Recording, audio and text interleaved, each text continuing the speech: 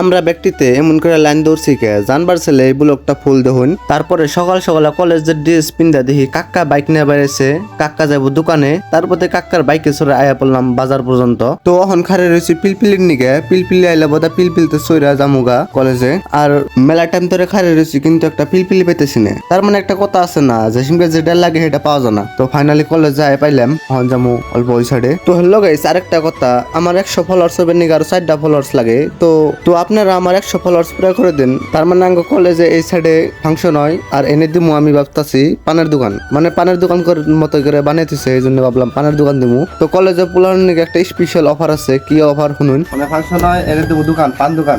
তো কেমন হবো?